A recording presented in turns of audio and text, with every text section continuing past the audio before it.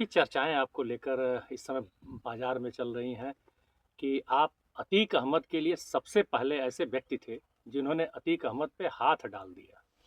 क्या है कहानी? ये बात 1995-96 की है। मैं इलाहाबाद पुलिस में नियुक्त था निरीक्षक पद पे। जी।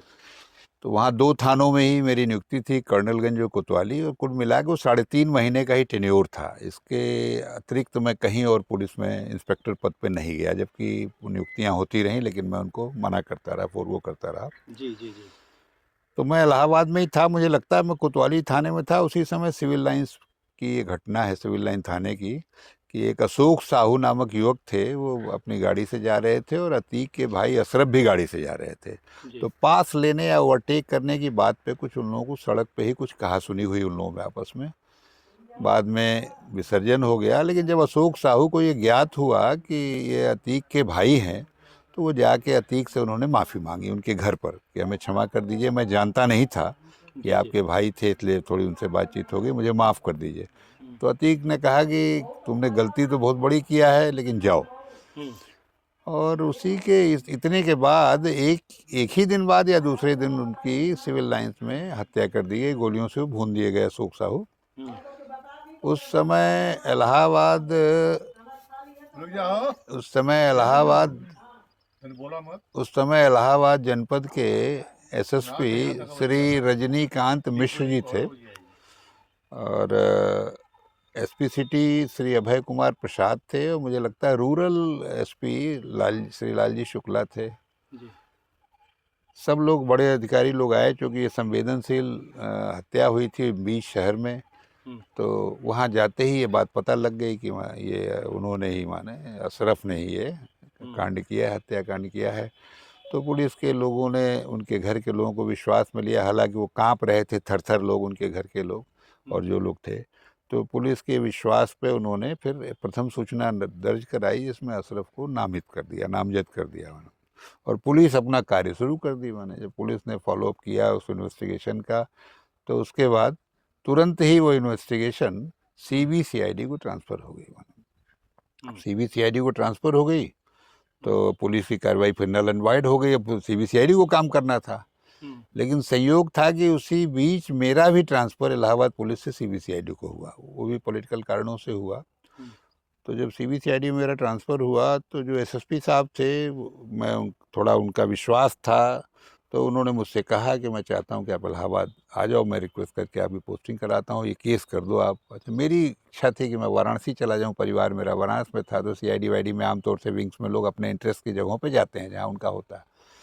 तो मैंने कहा ठीक है साहब, ये जब आपका विश्वास है तो ज़रूर आप करवा दिए। तो उन्होंने फिर वहाँ डीजी साहब से बात किया सीआईडी के, और मेरी पोस्टिंग इलाहाबाद सेक्टर में हो गई। और डीजी से ही रिक्वेस्ट किया उन्होंने, श्री एच राव साहब उस समय डीजी हुआ करते थे, कि ये इन्वेस्टिगेशन भी धीरेन्द्र राय को दे दीजिए। वो इन्वेस्टिगेशन मेरे को मिल गई, मैं इन्वेस्टिगेशन शुरू कर दिया।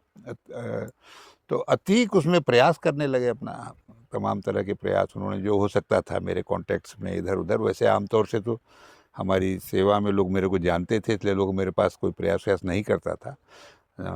बड़े मेरे अपने अधिकारी लोग भी मुझसे कभी कुछ नहीं कहते थे। अपने काम का जो सुपरविज़न करते थे, वो भी कभी नहीं कहते थे कि आप करो। लेकिन प्रयास उन्होंने कराया मेरे ऊपर, मैं अपना इन्वेस्टिगेशन करता रहा। इसी बीच मुझको ये पता लगा कि ये जो अशरफ है, वो घटना के दिन, घटना के पूर्व चंदौली थाने में कट्टे में बंद कर दिया गया 25 आर्म्स एक्ट में।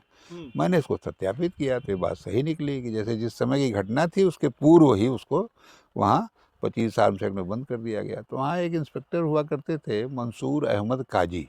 हुँ, वो संयोग से उप निरीक्षक जो सब इंस्पेक्टर थे, वो मेरे ही सत्र के थे, मेरे बैच के सब इंस्पेक्टर थे। लेकिन वो शकिया जो इलाहाबाद में है, जहाँ अतीक का अपना साम्राज्य है, वहीं वहीं उन्होंने घर और बना रखा था। शायद वहीं के आसपास के रहने वाले थे, जो भी रहा हो मुझे नहीं पता, लेकिन घर था उनका वहाँ चकिया में। हुँ, और अतीक उनको काफ़ी बैक करते थे, ट्रांसफ़र पोस्टिंग्स इन सब चीज़ों में उनके लिए जाके अपना प्रयास करते रहते थे। तो उन्होंने उनको अपना वहाँ 25 आर्म्स एक्ट में पहले से अपना बंद करना दिखा दिया। हम लोग इसकी इन्वेस्टिगेशन करने लगे, तो इन्वेस्टिगेशन में मैं वहाँ गया हो, या तो बाद में जब जिससे उन्होंने बंद करना दिखाया था, उससे मैंने बात किया। वो सब इंस्पेक्टर कांस्टेबल थे, वो फिर सही सही बात उन्होंने हमको बता दिया। हमने कहा आपको कुछ नहीं होगा, आप सही बताइए कि इंस्पेक्टर से कहने कहने से आपने ऐसा किया है। तो जिसने कहा है वो जिम्मेदार होगा। और आप गवाही दीजिएगा, सही बात कहिएगा कि मैं अपने सीनियर अफसर के कहने से ऐसा किया हूँ। तो ये बात इस्टेब्लिश हो गई कि उन्होंने फर्जी बंद किया है, बंद कराया है। तो मैंने उनको षड्यंत्र का अभियुक्त बनाया, जो इंस्पेक्टर साहब थे मैंने, और जी। साथ साथ अतीक अहमद को भी षड्यंत्र का अभियुक्त बनाया, इसलिए कि वहाँ उस ज़माने में मोबाइल फ़ोन उन नहीं होते थे, और वो लैंडलाइन का होता था, तो पीसीओ से वहाँ से बात हुई थी अतीक से, तो वो सब रिकॉर्ड मैंने कलेक्ट किया, और सब तमाम मेस का रजिस्टर वगैरह जिसमें कि उन्होंने खाना वाना खाया था, उनके भाई ने, वो सब चीज़ें मिली। यहाँ तक कि डीजी ऑफिस में जाके, मैं छोटा ही आदमी था, लेकिन हमने उस ज़माने में जो इंस्पेक्टर को डील करता था, आईजी शायद उसको कहते थे, देखिए मैं आईजी माने प्रशासन या कुछ जो लोग भी डील करते थे, जी। उनके कार्यालय से मैंने चिट्ठियाँ उठियाँ निकाली, जो अतीक अहमद पॉलिटिकल उनके ट्रांसफ़र पोस्टिंग वोस्टिंग के लिए करते थे, तो सब चीज़ों को इकट्ठा करके अतीक अहमद को भी कंस्पिरेसी का मुलजिम बनाया मैंने। अब अतीक को तो ये पता नहीं था कि हम मुलजिम है, वो तो प्रयास अपने भाई का कर रहे थे मैंने। तो जब ये हो गया तो फिर एसएसपी साहब कॉन्फिडेंस में थे। हमारे सेक्टर अफसर उस समय कृपा शंकर सिंह होते थे, वो इस समय डीआईजी रिटायर हुए, वो एडिशनल एसपी थे सीआईडी के इलाहाबाद के। तो हम सब लोग इस मत के हुए कि अतीक को पकड़ा जाए, कृपा शंकर सिंह साहब, हम और एसएसपी साहब। तो एसएसपी साहब से हमने कहा कि सर ठीक है, वो पकड़ा जाए, हम लोग अपना थोड़ा इस तरह करें कि जो पुलिस लाइन में एकत्रीकरण होता है, जब उनके यहाँ रेड उड पड़नी होती है तो बड़ा फोर्स इकट्ठा किया जाएगा, ये तब जब फोर्स जाती है तो वो मिलते नहीं हमारे। तो जब इस तरह का होता है तो हमारे हिसाब से कोई जानने न पाए, उनको पता भी नहीं है कि हमको पुलिस पकड़ेगी या कुछ करेगी। आप अपने यहाँ एसपी सिटी साहब को और एसपी आरए जो वही श्रीलाल जी शुक्ला और अभय कुमार प्रसाद जी को बुला लीजिएगा, तो वो आएंगे तो उनके साथ एक दो लोग आ जाएंगे पुलिस के लोग, ऐसे ही एक आध दो तीन जासूस को बुला के कुछ मीटिंग करिएगा आप। हमारे सेक्टर अफसर साहब भी चले गए वहीं पर, और मैंने कहा मैं इसका पता लगाऊंगा कि वो हैं कहाँ हमारे। ठीक है, मैं जब जहाँ कहूँगा वहाँ इन लोगों को भेज दीजिएगा। इतना पर्याप्त है फोर्स, जो 5 ऑफिसर्स होंगे तो उनके साथ एक दो आदमी होंगे, तो 10-12 आदमी अतीक को पकड़ने के लिए बहुत हैं, पूरा फोर्स इकट्ठा करने की जरूरत नहीं है। तो इससे वो सहमत हुए, चूँकि मेरे मैंने अच्छे अफसर थे, बहुत प्रोफेशनल थे वो, तो उन्होंने भी कहा नहीं एकदम सही है। यही बात हुई। तो उस दिन मैंने फ़ोन किया लैंडलाइन फ़ोन से, सीबीसीआईडी के फ़ोन से उनको, और बताया कि अतीक ने खुद उठाया, और उसने कहा कि अतीक अहमद तो नहीं है। तो पहचान तो मैं भी गया उनको, ये आवाज़ से, वो भी मुझको पहचान गए, इसलिए उन्होंने बताया कि अतीक अहमद नहीं है, तो वो तो कहीं गए हुए हैं, 2-3 दिन बाद उनसे मुलाकात हो सकती है। मीनवाइल वो तफ्तीश हमसे ट्रांसफ़र कर दी गई, फिर हेडक्वार्टर से आया कि ये तफ्तीश बदल दी जाए। तो एक इंस्पेक्टर साहब थे पुराने, पांडे जी, बीवी पांडे साहब, तो वो अच्छे थे, सबका सुपरविजन वगैरह करते थे। तो हम लोगों ने कहा कि इन्हीं को दिया जाए, तो ताकि इन्वेस्टिगेशन उसी मोड में चलेगी। तो बीवी पांडे साहब मिल गया। मैंने कहा सर एक बार आप मिला के फ़ोन बात करो, हम लोग सीनियर थे, ज़रा देखो। तो उन्होंने मिलाया फ़ोन, तो तुरंत अतीक ने उठा लिया, कहा, उन्होंने बताया कि राय साहब से तफ्तीश बदल गई है, अब ये इन्वेस्टिगेशन हम करेंगे, तो आपसे हम मिलना चाहते हैं। तो बोले कि भाई 1-2 दिन रुक के आप जो है, जुमा का है कुछ, या कुछ इस तरह बताया उन्होंने, होटल में हम बता देंगे, वहाँ आ जाएगी, बात हो जाएगी। तब ये कंफर्म हो गया कि मतलब लैंडलाइन फ़ोन उनके चकिया ऑफिस में लगाया, मतलब अतीक वहीं मौजूद हैं। फिर हमने तुरंत, मैं अपनी वही जीप थी अपना, उससे हम लोग 2-3 लोग चल दिए, साथ में 1-2 सीबीसीआईडी के इंस्पेक्टर लोग थे। हमने फिर जाके वहाँ से हाई कोर्ट के पास से एसएसपी साहब को फ़ोन किया कि साहब हम यहाँ पहुँच गए हैं, सबको भेज दीजिए। तो ये सब लोग उन्होंने डायरेक्ट किया, एसपी सिटी और एसपी आरए सब लोग वहाँ भेज दिए गए थे। एसपी साहब आए तो पूछा उन्होंने हमसे, कहाँ चलना है बताइए। तो मैंने बताया कि सर, उन्होंने अपनी गाड़ी बैठा लिया, दोनों अफसर वो लोग बैठ गए हमारे। तो मैंने कहा चलिए वहीं चलना है जहाँ आप समझ रहे हैं। मैंने कहा अतीक कोई कहना चलिए चलिए, तो हम लोग चले गए। तो हम लोग वहाँ पहुँचे तो एक हमको लगता है सीआरपी की कोई जिप्सी खड़ी थी, और शायद वो आईजी रैंक के अफसर थे जो वहाँ बैठे हुए थे। शीशे का उनका केबिन था, तो दूर से ही मैंने देख लिया बाहर से कि अतीक बैठे हुए हैं, कोई वर्दी वाला आदमी बैठा हुआ। तो अफसर लोग तो रुके, मैं अंदर केबिन में घुस गया। तो मैंने कहा कि भाई आपको मैंने गिरफ्तार किया, उठिए, मेरा नाम धीरेन्द्र राय है। तो खड़े हो गए वो, फिर मान तुरंत ही वो आईजी साहब तो माने इस तरह बेचारे जो पुलिस के अफसर थे ऐसे भागे कि पता ही नहीं लगा। हमने कहा आप जाएँ, असहज हो गए, स्वाभाविक सी बात थी। मैंने कहा उनको पकड़ा, ले आके गाड़ी में बैठाया और तुरंत सिविल लाइन थाने ले आए मैंने, और कोई प्रतिरोध नहीं, चुपचाप मेरे कहने पर वो चल दिए, जैसे कोई मास्टर कहे और आदमी चल दे उस हिसाब से तुरंत उठे और आगे बैठ गए। और उसके बाद ले आके उनको सिविल लाइन छोड़ा। तो हमने कहा कि इनके घर की तलाशी ली जाए। तो वैसे साथ बात किया मैंने कि सर वहाँ सर्च हो जाए तो ज़्यादा अच्छा रहेगा। तो वो खुलदाबाद थाने में पड़ता था उनका घर। तो खुलदाबाद के प्रभारी को उन्होंने निर्देशित किया। तो पवन सिंह थे उस समय इंस्पेक्टर, हम लोगों से सीनियर थे। अब शायद दुनिया में नहीं है वो। तो हम लोगों ने तलाशी लिया तो तलाशी में इनके घर में एक राइफ़ल मिल गई, वो बाहर की राइफ़ल थी और हमको लगता है 9mm के ही शायद प्राइवेटेड बोर के कुछ कारतूस मिल गए। इनके पिताजी वो बहुत काफ़ी शैतानी बदमाशी करते थे, संरक्षण करते थे इनको, माने सब कोर्ट मुकदमा ये वो, कोई पुलिस वाला जो कुछ कार्रवाई कर रहा उसको हिंड्रेंस करना, ये सब उनकी आदत थी, लोग घबराते थे उनसे। तो वही थे, तो फिर वही मिले, उन्हीं के पोजीशन से वो बरामद हुआ। तो उनको ले आके फिर मैंने बंद किया वहाँ, क्या कहते हैं, खुलदाबाद थाने बैठाया। वो बंद हुए आर्म्स एक्ट में, और अतीक अहमद वहाँ सिविल लाइन्स में बंद हुए, माने दोनों लोग बंद हो गए। तो उसी और दिन पिता और बेटे दोनों एक साथ पकड़े गए और एक साथ बंद हुए। तो वो तो ऑलरेडी 302 में थे, इनको आर्म्स एक्ट चूँकि वो मिल गया तो उसमें ये बंद हुए वहाँ। अच्छा, इसी बीच इस बात को जो आप अतीक के बारे में पूछ रहे हैं, एक बात और बता दें कि अतीक ने भी हमको भी माने इनडायरेक्टली थ्रेट करने की कोशिश किया। हम लोग बनारस में रहा करते थे किराए के मकान में उस समय में, तो जहाँ से जैसे होता है मोहल्ले से सामान वामान लाया जाता है, महीने में एक बार पैसा दे दिया जाता है, आप लोगों के साथ भी ऐसा होता होगा, फिल्मी स्टाइल। हाँ जैसे फिल्मी होता, हाँ स्टाइल, तो जैसे वही। फिल्मों में होता तो है। उसने जाके उस आदमी से पूछा, वो दुकान वाला मर गया वो भी बेचारा, उससे पूछा जहाँ मेरी वाइफ जाके सामान लेती थी कि राय साहब का लड़का कहाँ पड़ता है, बड़ा वाला। तो चलिए साहब वो पूछ लिया।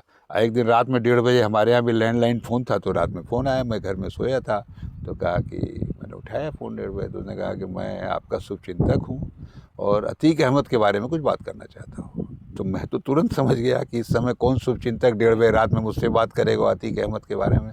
तो मैं थोड़ा उससे नाराज़ भी हुआ, हमने कहा वास्तव में शुभचिंतक हो तुम, चले आओ, और रात में 1:30 बजे फ़ोन करने की क्या बात है। और फिर मैंने जो मैं कह सकता था उसको सुनाया, फिर बताया कि मैं गुस्से में हो गया थोड़ा कि मैं इस ट्रेन से जाता हूँ इलाहाबाद, अगले डिब्बे में बैठता हूँ, वहाँ उतरता हूँ, अपने अतीक को बता देना जो उसको करना हो कर लेगा, तुम शुभचिंतक को तुम भी मिल लेना आके। लेकिन देखिए फ़ोन कट गया तो हमको भी थोड़ा सेंसेशन हुआ कि मतलब ऐसा तो नहीं कि मेरे बारे में कोई पता लगा रहा हो, कुछ कर रहा हो। अच्छा, जहाँ हम रहते थे उदय प्रताप कॉलेज के बगल में तो बाउंड्री वुंड्री नहीं थी, वैसा घर था। तो मैंने पत्नी से पूछा कि राइफ़ल कहाँ है, तो बताया गया कि उस कमरे में बक्से में रखी हुई है। तो मैं अच्छा टार्च वार्च जलाया, पहले देखा होगा कहीं किसी का पता नहीं लगा, तो राइफ़ल ले आके अपने बगल में रख लिया हमने। तो अब एक तरह से आप सोचिए मुझे भी तो सेंसेशन हुआ ही, मैंने कोई बात है रख दिया। खैर कोई आया हुआ नहीं ना, आगे ये बात बढ़ पाई। और फिर मैंने न्यूट्रलाइज़ किया, उस जब बताया दुकान वाले ने हमको कि भैया कुछ लोग आए थे ऐसे ऐसे पूछ रहे थे, तो मैंने कहा अरे यार वो एक शादी के लिए बेटे की, सब अब इंटर्न पढ़ता है, अभी हम शादी करेंगे, इंस्पेक्टर साहब मर गए हैं। हमने उसको न्यूट्रलाइज़ किया, कहीं ना घूम के इधर उधर कहने लगे। पत्नी को भी यही बात बताई कि भाई उसके यहाँ जाके कन्हैया की दुकान पर लोग पूछ रहे थे कि जो है बेटा क्या करता है ये वो, तो वो शादी वादी के चक्कर में कोई एक जो इंस्पेक्टर साहब थे वही बात है और कोई बात नहीं है माने।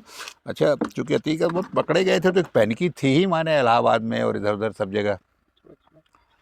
तो ये हुआ, फिर बल्कि उनके इंस्पेक्टर साहब के यहाँ भी मैंने रेड करा, इंस्पेक्टर साहब उसमें मिले नहीं, उनके घर पर रेड वेड पड़ी थी उस समय।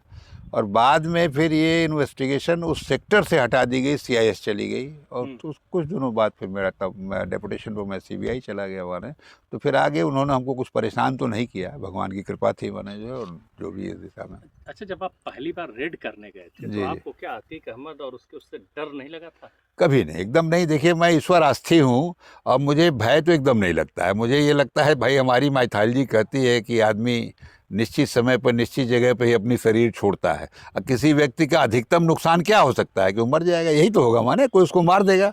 तो जब ये पक्का है हमारा कि जब निश्चित समय पर निश्चित जगह मरना है, तो मैं अतीक से क्यों डरूँ। आप देखिए ठोकियो ऑपरेशन में मैं रहा, मैं ही उस टीम का लीडर था, 7 लोग मारे गए, मुझे गोली नहीं छू पाई मैंने। तो भगवान के यहाँ समय पूरा नहीं हुआ था, जबकि मुझे ही मारने आए थे, मैं ही तो उस टीम को लीड कर रहा था ना। तो पूरा विश्वास, मुझे एकदम भय नहीं हुआ, बहुत उत्साह से। और मैं बताऊँ आपको, मैं रोज़ जाता था ट्रेन से, इलाहाबाद से बनारस अप डाउन करता था, साइकिल से रामबाग से जाता था वहाँ, और यहाँ से जाता था बाइक से। खड़ी किया स्टैंड पे और ट्रेन पर बैठा पैसेंजर, और गया उतरा वहीं रामबाग में भोजन किया, फिर जाके दिन भर काम किया, फिर वापस लौट आता था। अगर कुछ नहीं होता, सारे ऑफिसर्स को जानकारी थी, मेरी माता जी रहती थी बनारस, इसलिए मैं आया करता था। लेकिन भय तो वास्तव में मैं आपसे कह रहा हूँ कि भय तो मुझे हुआ ही नहीं माना, एकदम नहीं माना। अतीक अहमद और मुख्तार अंसारी, क्या दोनों में सिमिलरिटी है? अतीक अहमद, मुख्तार अंसारी एक ही तरह के अपराधी हैं। अतीक थोड़ा सा पहले से उनका बैकग्राउंड है, और अतीक का बैकग्राउंड ये है कि अतीक बहुत कमज़ोर, गरीब, तांगे वाले के लड़के थे। मुख्तार का बैकग्राउंड ये है कि थोड़ा जमींदार परिवार से थे वो, माने जो है। बाकी एक ही तरह का अपराध करते हैं, दोनों एक दूसरे से कनेक्टेड है, और फिर बाद में अपराध का लाभ उठा के उन्होंने साम्राज्य खड़ा किया अपना, आर्थिक, माने हर जगह ठेकेदारी, बदमाशी, ये सब दोनों करते हैं। माने किसी को थ्रेट कर दिया, किसी को कुछ कर दिया, यही है। और सबसे बड़ी बात यह है कि देखिए, इनके कनेक्शंस जो है हर जगह है, चाहे वो हमारी कार्यपालिका हो, चाहे वो न्यायपालिका हो, चाहे वो विधायिका हो। मैं स्पष्ट रूप से कह रहा हूँ, ये बात कोई कहेगा नहीं, सब जगह इनके कनेक्शंस हैं। उसी का ये लाभ उठाते हैं, मुकदमों को चलने नहीं देंगे, मुकदमों को इन्वेस्टिगेशन नहीं होने देंगे। अरे मैं कर्नलगंज थाने का ही मामला है, मैं पोस्ट हुआ था तो वहाँ एक ऑर्डर न्यायालय का आया कि किसी ने पहले कुर्की किया था, कि उस कुर्की के सामान को प्रभारी निरीक्षक अतीक के घर पहुंचाएंगे, माने रेस्टोर करेंगे, वहीं पर ले आके सामान पहुंचाएंगे। तो बताइए, इस तरह के ऑर्डर्स भी होते थे। खैर, परमात्मा ने हमको उससे रक्षा किया। हमारे जो वरिष्ठ अधिकारी थे उन्होंने कहा इसका पालन दूसरे से कराया जाएगा, आप परेशान मत होइए, माने।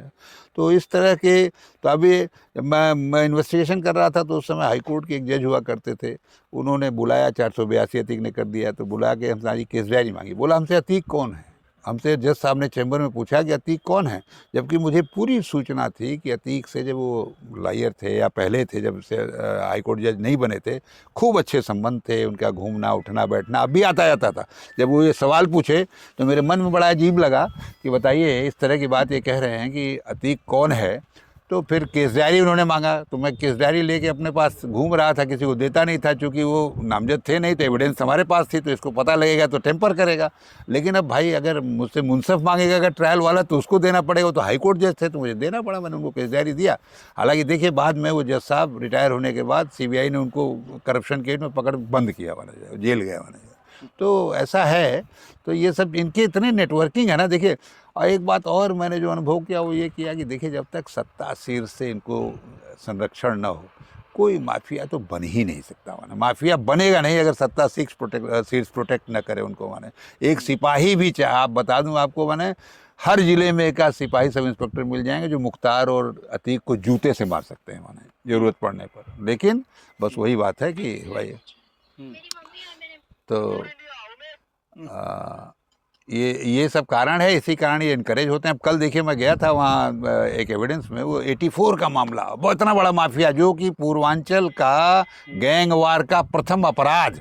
और हरिहर सिंह अभी भी जिंदा है, जो इधर आपके पकड़ी उकड़ी में मास किलिंग हुई थी आजमगढ़ में, शायद आप लोग जानते होंगे, 7-8 लोग मारे गए थे। वो ट्रायल हो रहा है, 84 का, सारी केस डायरी, उस डायरी सब गायब थी। बहरहाल कल बयान दे के मैं आया हूँ। तो ये तंत्र है, क्या कीजिएगा, तंत्र की स्थिति। अतीक के बेटे को पुलिस नहीं गिरफ्तार कर पा रही है। अब इसमें तो देखिए ऐसा है ना, तो ये अब यही कहा जा सकता है कि ये बहुत अच्छे तरीके से, स्किल्ड तरीके से कंस्पिरेसी करके उन्होंने ये अपराध किया है, समझ गए आप। और उस कंस्पिरेसी को अभी हम लोग नहीं तोड़ पा रहे हैं, और कोई बात नहीं, इसमें कोई और समस्या नहीं है। देखिए, अपने माननीय मुख्यमंत्री जी जो वर्तमान हैं, वो तो उनकी प्रबल इच्छा शक्ति है, वो चाह भी रहे हैं, सब लोग जान रहे हैं वो क्या चाह रहे हैं, ये पूरा आम जनता को विदित हो गया है, पुलिस भी जान रही है। और पुलिस के लिए इस समय खूब अनुकूलन है कि खूब अच्छे से कार्रवाई करे। बाकी अब ये तो मतलब उसका, अब पुलिस की अपनी इंटेलिजेंस, पुलिस का अपनी इफ़िशियंसी, वो जो कुछ कर पा रही है, क्यों ऐसा हो रहा है, वो हमको ये लगता है कि उसने जो कंस्पिरेसी किया वो ज़्यादा सफल रही। अब पुलिस उसको फॉलो अप कर रही है, तो एक समय आएगा वो पकड़े जाएंगे, निश्चित रूप से पकड़े जाएंगे, और उनके खिलाफ कार्रवाई भी होगी, सख्त कार्रवाई होगी। क्योंकि प्रबल इच्छा शक्ति है सत्ता शीर्ष पर बैठे मुख्यमंत्री जी की, तो न होने का कोई सवाल नहीं, कोई बाधा आ नहीं सकती बीच में। इतने विलम्ब भले हो, लेकिन वो पकड़े जाएंगे। अच्छा, ये बताइए जी कि जो अतीक अहमद है जी, इनके साम्राज्य को इतना फल फूल अगर ये हो गए, इतने बढ़ गए, जी। तो उसके पीछे के राजनीति को आप मानते हैं या उनके खुद के बाहुबल को मानते हैं? नहीं नहीं, देखिए, उनका बाहुबल तो जो था उसको हम सेकेंडरी मानते हैं, राजनीतिक संरक्षण, राजनीतिक पोषण प्राइमरी मानते हैं। बाहुबल तो मैंने बदमाश बनेगा तभी ना उसको कोई संरक्षित करेगा, लेकिन ये जो पॉलिटिकल शेल्टर इनको मिलता है वही प्राइमरी। अब बताओ 84 का मुकदमा अभी चल रहा है, मुकदमा उसका मुझे मैं बताऊं आपको 86 की बात है, जो आपने जिक्र कर दिया। 86 में मैं पन्नूगंज में थाना अध्यक्ष था, वो सोनभद्र का थाना है, मिर्जापुर जनपद में उस समय था। अचानक मेरे एसपी ने वहाँ से वायरलेस किया रावर्ट्सगंज, तब कोई कम्युनिकेशन डायरेक्ट नहीं था कि आप एसओ पन्नूगंज को खबर करिए कि वो तुरंत अपनी गाड़ी लेके और जाके एसपी गाजीपुर को रिपोर्ट करें। मैं वहाँ से चला, मुझे समझ में ना आया क्या बात है, कोई कम्युनिकेशन ना हो। आगे रास्ते में सुकृत में अखबारों से पता लगा कि एक सचिता आनंद राय नामक व्यक्ति की हत्या हुई। ये 86 की बात है। मैं जब सैदपुर से आगे बढ़ने लगा तो चूंकि मैं गाजीपुर में सब सैदपुर में थानाध्यक्ष रहा, तो लोगों से बात करने लगा, तो मुझे पता लगा कि मुख्तार है कोई उनका भाई। तब मुख्तार नोटिस में नहीं था उस समय। इनका जो इनके भाई उस समय कांग्रेस के कम्युनिस्ट के विधायक हुआ करते थे, श्री अफजाल अंसारी नाम है उनका, और कम्युनिस्ट का थोड़ा होल्ड था गाजीपुर में। तो एमपी भी शायद कोई विश्वनाथ शास्त्री जी थे, कुछ इस तरह का था। तो लोगों ने बताया कि उसी ने मारा है और ये कॉन्ट्रैक्ट का मामला है। तो मैं गया, तो जब अपनी इंटेलिजेंस वगैरह वेरीफाई करके तो हम जाके एसपी से मिले और डीएम से भी मिले। तो एसपी साहब को मैंने रिपोर्ट किया, मैंने बताया कि साहब ये मुख्तार है, इसको अगर उठा लिया जाए तो ये बात खुल जाएगी और हम 5 मिनट बात करेंगे तो ये बात खुल जाएगी। तो कप्तान साहब और डीएम साहब दोनों लोगों ने कहा कि देखिए पॉलिटिकल लोग हैं, इस तरह नहीं, पहले आप एविडेंस कुछ ले आइए। हमने ठीक है, अब एविडेंस तो जो कुछ होगा तो देखा जाएगा। सरे शाम गोलियों से भूना गया था उसको, कॉन्ट्रैक्ट का मामला था, कोई इलाहाबाद का ठिका हुआ था। तो हमको जब मालूम हुआ कि ये भीम सिंह उनके गैंग का मेंबर अभी भी है, तो भीम सिंह का एक भाई करंडा क्षेत्र में, वो सगा भाई था या चचेरा भाई था, सगा भाई था, वो ट्रेजरी में बाबू हुआ करता था कलेक्ट्रेट में गाजीपुर में। तो ये बताया गया कि उसकी राइफल ये लोग लिए हुए हैं, इनकी इन्हीं के पास है। तो हमने कहा आप चलिए इसी शुरू करते हैं। तो गए उनके यहाँ, जाके मैं गांव में उनको बुलाया तो लोग इकट्ठा हो गए। राजपूतों का गांव था, बड़ा गांव, मेरे पास एक सिपाही था, वैसे सीधे हम चले गए थे। लेकिन संयोग से वहाँ के प्रधान जो थे, वो मैं चूँकि जमानिया में थाना अध्यक्ष था, तो वो मेरे को नाम से जानते थे। तो उन्होंने कहा कि, तो हमने कहा इनको मैं ले जाऊँगा, थोड़ी बात करूँगा और आप निश्चिंत रहो, इनको मैंने कोई ऐसी बात नहीं होगी माने कि ये मारे जाएँ या तोड़े जाएँ, ऐसा कुछ नहीं, लेकिन इनसे बात करनी है, कुछ जरूरी बात करें। तो प्रधान जी आप गाँव को आप कहिए इन लोगों से कि हम कुछ करेंगे नहीं, तो हम लेके जाएँ। तो लेके चले, रास्ते में पूछा बताओ कहाँ है राइफल, तो इधर उधर करके फिर उन्होंने बताया। हमने कहा तुम्हारी नौकरी भी चली जाएगी और राइफल तो जाएगी। तो उसने बताया कि भाई ले गया भीम सिंह वही मुख्तार के पास। हम आए और आके मैंने तुरंत एसपीडीएम को ले आके कहा कि साहब देखिए ये है मैंने, और 1.5-2 घंटे के अंदर ही समझ लीजिए हमको कह दिया गया कि आप वापस हो जाइए पन्नूगंज। संदेश आ गया कि पन्नूगंज जाइए और जाके अपने ऑपरेशन में लग जाइए। उस समय एंटी डकैती ऑपरेशन हो रहा था। मैं लौट गया और उस इन्वेस्टिगेशन को तुरंत सीबीसीआईडी को भेज दिया गया। कल मैं गया था तो मैंने देखा उसका डिटेल की क्या है, तो फाइनल रिपोर्ट लग गई उसमें। अच्छा, हाँ, मुकदमे में फाइनल रिपोर्ट। मुख्तार आरोपी थे। हम मुख्तार ने मारा था भाई, लेकिन आरोपी नहीं थे। आरोपी तो अज्ञात लिखा है, किसकी हिम्मत की लिखवा दे मुकदमा किसी खिलाफ माना इनके। और वो पहला अपराध था भाई साहब। अगर ये उस समय क्रश कर दिए गए होते, चाहे इनको कायदे से डील कर दिया गया होता, तो शायद ये आगे ना बढ़ता। पहला अपराध जो नोटिस में आया इनका माने 86 का मामला। साक्ष्य होने के बावजूद भी मुख्तार पे भाई आपको बताया तो कि इतना साक्ष्य था माने, और कुछ नहीं हुआ और वो सीआईडी को चली गई। कल मैं एविडेंस में गया था तो जाके मैंने ऑफिस में पता किया तो उस मुकदमे में फाइनल रिपोर्ट लग गई। इसी तरह देखिए कार्यवाहियों को कैसे पॉलिटिशियंस रोकते हैं। एक रुंगटा जी का अपहरण हुआ था, रुंगटा कोयला व्यवसायी थे। तो उस ज़माने में मैं इलाहाबाद सीआईडी में था। बनारस सीआईडी के सेक्टर अफसर होते थे Shri KP Singh, additional SP थे, जो बाद में भी आईजी इलाहाबाद थे। भी सुने होंगे आप लोग, आईजी जो है इलाहाबाद, वो रिटायर हो गए होंगे, हमको लगता है डिप्टी एसपी से प्रमोट ही थे। उन्होंने रिक्वेस्ट किया हाई अप से कि हमको मैंने उनकी मदद के लिए भेजा जाए। रुंगटा अबडक्शन वहाँ से जांच हो रही थी, तो इलाहाबाद सेक्टर से मैं भेजा गया। मैं इंस्पेक्टर था, आ गया मैं, तो आके उनको मैं मिला, तो हमने बात किया। तो पता था ही, हम लोगों को सब कुछ मालूम था कि क्या बात है कैसे है। लेकिन अब तो हमने कहा साहब देखिए अब इन्वेस्टिगेशन वगैरह तो अब करते रहे हम लोग। हमारा ये मानना है कि अगर मुख्तार के घर पे हम लोग रेड कर दें तो मुख्तार को ये कल्पना भी नहीं होगी कि सीबीसीआईडी हमारे यहाँ रेड करेगी, है ना। सीबीसीआईडी मेरे यहाँ रेड करेगी, ये कल्पना भी नहीं होगी मुख्तार को। तो हम लोगों को अपने अपहरण से संबंधित काफ़ी इनक्रिमिनेटिंग और जो ये कर रहे हैं, बदमाशी कर रहे हैं, कुछ तमाम चीज़ें मिल सकती हैं। हो सकता है वेपन मिल जाएँ, तमाम चीज़ें मिल सकती हैं। और कुछ करने की ज़रूरत नहीं है, सीधे हम लोग चलें, बस लोकल पुलिस को लेके घेर लेंगे, थाना कर लेंगे। तो उन्होंने कहा बात तो सही कह रहे हैं आप। तो उन्होंने, वो भी सहमत हुए केपी सिंह साहब। तो उन्होंने एसपी साहब से बात किया, उस समय AK मिश्रा साहब एसपी थे, वो सर्किट हाउस में रुके हुए थे। तो उन्होंने कहा कि यहाँ का फ़ोन ठीक नहीं, आप डायरेक्ट बात कर लो CID साहब, DG साहब से जो है। और वो होता है CID में इंटरनल ये है कि जैसे अप्रूवल लेके तो कार्रवाइयाँ की जाती हैं, CBI में भी यही है सब। तो उन्होंने, हम चले आए घर, हमने कहा सर मैं जाता हूँ, नहा वहा के तैयार होता हूँ, और इसके बाद अगर सूचना मिलती है तो आते हैं। चला यार, रात में मोहम्मदाबाद बनारस की बात थी। अभी मैं बाथरूम में गया नहाने के लिए, तभी फ़ोन उन्होंने कर दिया लैंडलाइन पे, केपी सिंह साहब ने, हमारी पत्नी ने उठाया और कहा कि कहाँ है, तो बताया कि वो तो नहा वहा रहे, निकले तुरंत हमसे बात कर लें। तो मैं सोचा कि कोई बात होगी, माने जाने वाने की बात, कुछ तैयारी हो गई होगी। तो हम निकले, तब मिलाया फ़ोन, तो उन्होंने कहा कि राज साहब मेरा तो ट्रांसफ़र हो गया। हमने कहा मुझे कहा गया है कि SSP बनारस के आपका ट्रांसफ़र ऑर्डर है, जाके पिक कर लीजिए। तो देखिए ये पॉलिटिकल इंटरफेरेंस है, ये है कि मतलब इस तरह कार्य होते रहे वैसे लोग। अब इसको हम क्या कहें, माने तो यार, नहीं तो ये इनको एक सिपाही, एक सब इंस्पेक्टर ठीक कर सकता है। इस समय बताइए इतना बड़ा ऑपरेशन हो रहा है, और हम तो यही बात कहेंगे कि ADG लेवल और DG लेवल के ऑफिसर्स, मुख्यमंत्री स्वयं उसको माने मॉनिटर कर रहे हैं। आप बताइए ये काम इतना बड़ा थोड़ी ना है, इसको तो एक सब इंस्पेक्टर कर सकता है। मैं कह दूं, माने अगर बस ये सिस्टम उनको काम करने दे तो, माने लेकिन तंत्र काम नहीं करने दे रहा, तब ये स्थिति बन के आई है कि ADG है कि इलाहाबाद में कैंप कर रहे हैं। ADG का काम बड़ा है, उनको बड़ा काम होना चाहिए, माने कि अपराधी पकड़ना उनका काम थोड़ी ना है, लेकिन अब मजबूरी है, चूँकि अब चैलेंज है, पूरा दुनिया, भारत पूरा देख रहा है, अतीक अतीक अतीक, तो सब लोग लगे हुए हैं किसी तरह से कुछ हो, माने।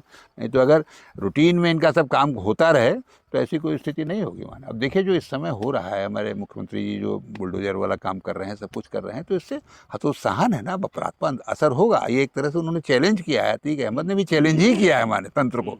तो उसका उत्तर उनको मिलेगा, निश्चित रूप से मिलेगा, समय देगा, माने। और पूर्व में तो बताएं, हम लोग जब थाना अध्यक्ष हुआ करते थे तो हम लोग हत्या में इसी तरह की कुर्कियां करते थे, घर गिराते थे। आप सैदपुर में पता करना, जब ये मर्डर हुआ था 84 वाला, तो मखनू सिंह का घर हम लोगों ने पूरा तोड़ा था, एकदम दरवाजा खिड़की सब निकाल लिया था, अपने ऑन ओन 82-83 लेके कुर्की करके तोड़ दिया था पूरा घर, माना जो है। और सब दरवाजे, खिड़की, पल्ले, एक एक सामान निकाल लिया, कुत्ते घूमे, माने उसमें। तो उसका असर होता था, तब अपराध रुकता था, अपराध वो होता था। हालांकि वो गैंगवार का पहला मर्डर था जिसमें मैं कल गवाही देने गया था, ब्रजेश सिंह और मुख्तार अंसारी का जो है, माना। हाँ, रामपति सिंह मारे गए थे प्रधान, उन्हीं के लड़के त्रिभुवन सिंह है सब, जो बाद में दूसरे इधर से बदमाश बने, माना जो। मेरा नाम धीरेन्द्र राय है, और मैं पूर्व में उत्तर प्रदेश पुलिस में पुलिस उपाधीक्षक कार्यरत था, और 2015 में सेवानिवृत्त हुआ लखनऊ पुलिस से। जी, आप कब भर्ती हुए थे पुलिस में? मैं 1975-76 का सीधी भर्ती का सब इंस्पेक्टर हूँ, जी जी जी। उसके बाद फिर इंस्पेक्टर और डिप्टी SP बना मैं।